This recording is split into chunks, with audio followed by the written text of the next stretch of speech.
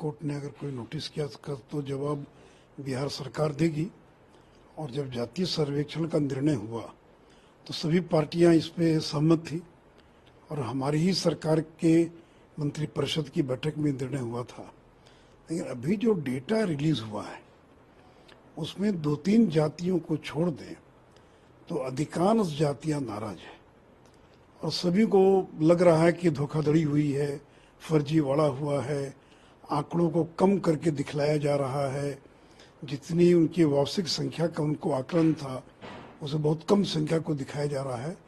तो एक असंतोष का वातावरण पूरे राज्य में दिखाई पड़ रहा है। यहाँ तक कि जनता दल यू के सांसद हैं श्री सुनील कुमार पिंटू, जो तेली समाज से आते हैं, उनका बयान आया कि पूरे राज्य भर से टेलीफोन आ रहे हैं कि तेली समाज की संख्या को काफ़ी घटा कर दिखाया गया है और वो 8 तारीख को कोई बैठक करने वाले हैं। तो केवल एक तेली समाज की बात नहीं है, जितनी भी जातियां हैं अधिकांश जातियों को ये लग रहा है कि उनको धोखा दिया गया, उनके साथ छल कपट किया गया है, उनकी संख्या को कम आंका गया है। तो एक बड़ा मुद्दा बनता जा रहा है और मुझे लग रहा है कि कहीं आगे आने वाले दिनों में एक बड़ा आंदोलन का स्वरूप भी ले सकता है। तो इसलिए राज्य सरकार को उसको संतुष्ट करने की आवश्यकता है कि कहाँ गड़बड़ी हुई है। लोग करें कि हमारे घरों में आया नहीं, और जो लोग आए तो बैठे बैठे उन लोगों ने फॉर्म भर दिया, लोगों की जातियों को भर दिया।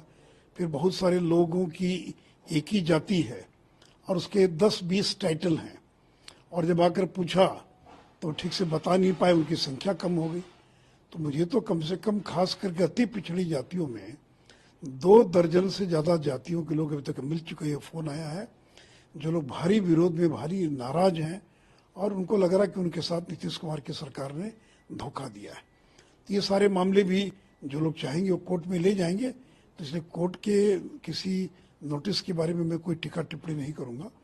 लेकिन कुल मिलाकर बिहार के अंदर जो जातीय सर्वेक्षण के जो आंकड़े आए हैं उससे लोग खुश नहीं हैं। फिर सरकार को पंचायत तक के आंकड़े सार्वजनिक करना चाहिए था। फिर सरकार ने केवल जातीय आंकड़े तो सार्वजनिक कर दिया, लेकिन उनके जो 17 बिंदुओं पर जो सर्वेक्षण किया गया था, उन बिंदुओं पर जो सर्वेक्षण था उसकी रिपोर्ट को सरकार ने अभी तक सार्वजनिक नहीं किया है। फिर कुछ आंकड़े जनता दल के नेताओं के हाथ कैसे लग गए। जनता दल के प्रवक्ता हैं नीरज कुमार, उपेंद्र कुशवाहा के व्यक्तिगत आंकड़ों को सार्वजनिक कर रहे हैं, जबकि ये राइट टू प्राइवेसी का मामला है। सरकार ने कोर्ट में कहा है कि किसी के भी व्यक्तिगत जो आंकड़े हैं उनको सार्वजनिक नहीं किया जाएगा। तो यानी लोगों को लग रहा है कि बड़े पैमाने पर लोगों के आंकड़ों के साथ छेड़छाड़ की गई है और आंकड़ों को कम करके दर्शाया गया है। बिहार में एनडीए के तमाम दलों के लीडर भी सवाल खड़ा कर रहे हैं। खास करके उपेंद्र कुशवाहा ने कहा, बीजेपी के ऋतुराज सिन्हा ने कहा कि हमारी जाति को कम करके दिखाया गया। उपेंद्र कुशवाहा ने कहा हमारी जाति को कम करके दिखाया गया है। मैं केवल 2 जातियों की बात नहीं कर रहा हूँ। जनता दल यू के सांसद है सुनील कुमार पिंटू और वो तेली समाज की बात कर रहे हैं। और आप बिहार के अखबारों को देखिए तो 1 दर्जन जातियों के बयान छपे हुए हैं। कोई भी जाति संतुष्ट नहीं है। और सबसे बड़ी बात यह कि कांग्रेस जो आज जाति गणना की बात कर रही है, कर्नाटक में 2015 में जो सर्वेक्षण हुआ आज तक उसकी रिपोर्ट को सार्वजनिक क्यों नहीं किया गया। क्यों सिद्धारमैया उस समय भी मुख्यमंत्री थे, उनके कार्यकाल में रिपोर्ट सुपुर्द हो गई लेकिन अपने कार्यकाल में नहीं कर पाए। और अभी उनकी सरकार को बने 6 महीने से ज़्यादा हो गया, अभी तक सरकार ने उसको सार्वजनिक नहीं किया है।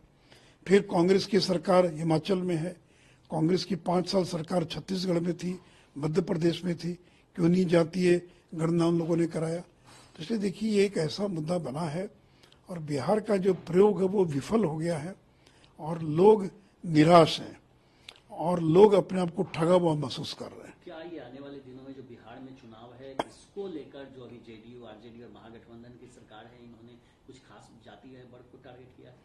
नहीं, ऐसा लोगों को लग रहा है कि राजद और जदयू से जुड़ी जो जातियां हैं उनकी संख्या को बढ़ाकर दिखाया जा रहा है। और खास करके जो अति पिछड़ा समाज है, जो सवर्ण समाज है, उनके आंकड़ों को दबा दिया गया है, छिपा दिया गया है। एक साजिश के तहत उनके आंकड़ों को कम करके दर्शाया गया है। एक सामान्य धारणा है, एक जनरल परसेप्शन तो यही बना बिहार के अंदर। आगे आने वाले दिनों में देखिए इस मुद्दे को लेकर आगे क्या क्या होता है। नमस्कार, मैं हूं मानक गुप्ता। अगर आपको हमारा ये वीडियो पसंद आया हो तो इसे लाइक और शेयर जरूर करें और हां, हमें सब्सक्राइब और फॉलो करना ना भूलें ताकि आप देश और दुनिया की कोई खबर मिस ना करें। तो जुड़े रहिए हमारे साथ और देखते रहिए न्यूज़ 24।